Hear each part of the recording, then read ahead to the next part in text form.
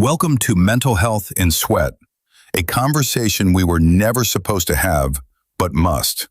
This is where we talk openly about hyperhidrosis, body odor, anxiety, relationships, confidence, and the mental weight of living in a body you can't control. No shame, no silence, just truth, solutions, and community. This is Hyperhidrosis Awareness Kenya, and we're done whispering. Sweat can quietly block doors no one talks about. I know. Just by the opening statement, you've already seen yourself. And yes, I'm talking to you. I'm talking about you, and myself included. How many of you have avoided leadership roles because of your sweat? Poor performance due to your anxiety, absenteeism, and burnout. For the poor performance, it's a no-brainer. Most of you or most of us did not even perform well in school, and one of the things that contributed to our poor performance was our sweat issues. We were absent in some of the classes and lecture rooms because of our sweat issues and the burnout of it. What are the mental health impact as a result of, the sweat? Hopelessness. Yep. Feeling stuck or left behind. That feeling of hopelessness is very damaging, extremely damaging. You know you have the potential. You know you're a problem solver. You know there's so many things that you can achieve and you can take your career to the next level. However, there is one thing that is limiting you, and that is your sweat. There were, throughout the 9 years of advocacy, you know how many people have had to settle with jobs they never wanted because those jobs, in a way, it kept them away from people, interacting with people. Or those certain jobs they've taken, they are jobs which they could easily camouflage their sweat. So there are those who took like customer service jobs where you're not interacting with anyone, it's just through a phone call. So there is no one-on-one interaction. There are those who are very bright and they were meant to be engineers, but they had to take a different route because of their sweat. Or individuals who wanted to be lawyers, advocates, and they actually went through the school of law, but somewhere down the line they dropped because of their sweat. They couldn't imagine going to court to defend their clients, and they're out there sweating. That feeling of hopelessness is what has really taken most of you out of your purpose and career paths that will have elevated you to the highest levels possible because of your sweat. And not all of you, because the individuals who, against all odds, they went for what they wanted. They stayed grounded, and they wanted that career that they are practicing right now. So they went for it against all odds. HAK has done a lot for people, for them to regain their strength and their confidence. However, this cannot be possible without you. You're the one to set the precedence. The hopelessness, that feeling of hopelessness is what has really made you, or rather has ignited these feelings, and these feelings turned into voices that told you you can't do it and it cannot be done. And so you have talked yourself out of so many opportunities. Feeling stuck or left behind. You're feeling stuck or left behind. Why? You've been talking yourself out of opportunities. Now you're looking at your friends and other people. They are doing well in their lives. And then now you're asking yourself, what about me? I know sweat issues can impact the quality of life. That is a no-brainer.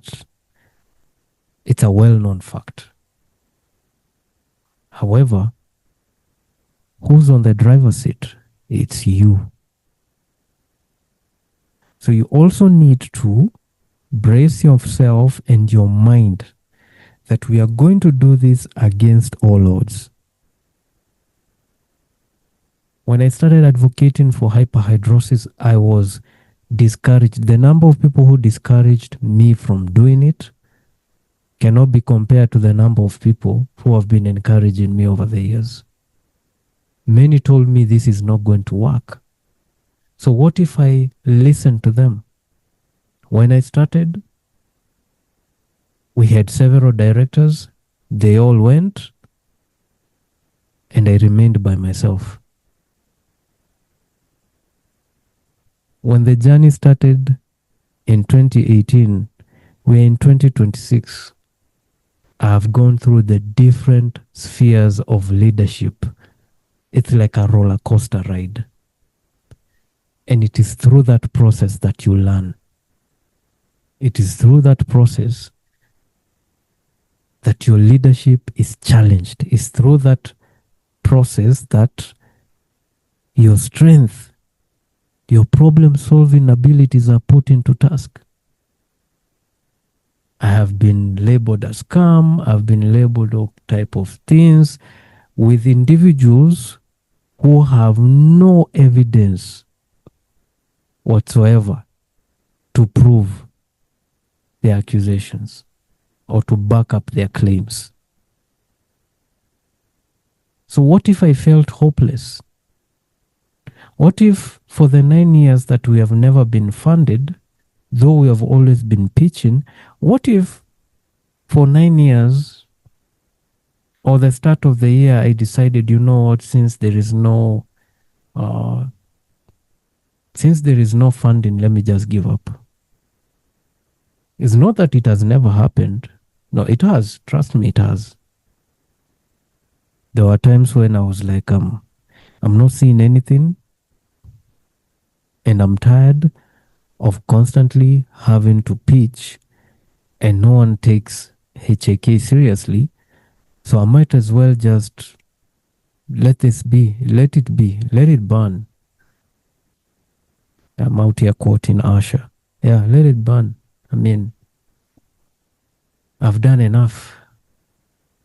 And every time I made that decision, I would receive a phone call from someone that they need help. They need to get something. They need an antiphlosis machine. They need topical treatment. They need this. I'll say, okay, this is the last person I'm helping. Wacha nikishamaliza kusaidia huyu, me, I'm done.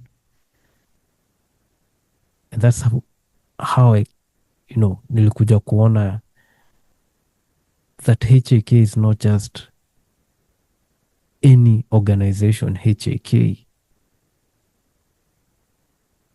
I'm big. Actually, HAK is bigger than me. I keep talking about it being my purpose, but HAK is bigger than me. Because now we have people from other countries looking at HAK. So regardless of whether, we don't know when we're going to get this funding, I don't know. It could be the 10th year. So I started looking at the journey. I started looking at the detours, I started looking at the challenges that I've faced over the years, and I realized none of those challenges destroyed me. They actually made me better and not bitter. Listen, I'm human and I'm not exempted. Yes, so don't look at Martin and think Martin has it all figured out. No, Martin doesn't have it all figured out. It's a challenge, and you must hold yourself accountable. Accountability is key. Look at yourself and ask yourself, 2025, what did I achieve? This is 2026. What do I look to achieve? By the time the year ends, what have you achieved? When you start doing those checks and balances, you'll stop feeling stuck or left behind. It's important you do that. Have those checks and balances.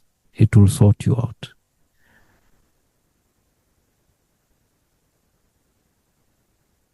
So what are some of the coping mechanisms that you can do? Reasonable accommodations, medical documentation, speaking up without oversharing. Meskia, reasonable accommodations. Don't just be accommodating every person. No, be reasonable. Medical documentation. Document everything step by step. Have a search tracker. And keep also professional documentation. Review your career. Review your achievements. Write them down. 2024, this is what I achieved. 2025, 2026. Now that one gives you, a glimpse of what you may want to achieve in 2027. In fact, what you want to achieve in 2027, you need to know by now. Write it down somewhere. Even in your career, in your current job, what do you want to achieve? Write it down. We're in 2026, so you're not supposed to write what you want to. Kenye unataka kuachieve hii mwaka ulikuwa ushaiandika last year. You'd already mapped what you want to achieve in 2026. So as you work towards what you want to achieve in 2026, you should have a glimpse of what you want to achieve in 2027. Yeah. Also have your professional documentation of your life's achievement, that is, and what you intend to achieve. Speaking up without oversharing. Yes, do not overshare. Do not overshare. When you speak because you want to find a voice of reason and a different opinion. And also to gain some pointers that you can apply. Unajua ukiongelesha mtu unaongea na mtu so that you can learn something. Because there are people who see things which you can't see. In other words, they are going to show you a different perspective. And you can incorporate that and maisha inaendelea kubadilika. As I conclude, this is not laziness. It's an untreated condition. If this episode spoke to you, know this. You are not broken, you are not alone, and help exists. Sweat disorders affect the body, but they don't define your worth. Follow Hyperhidrosis Awareness Kenya, share this conversation, and reach out when you need support. We see you, we hear you, and this journey doesn't end here.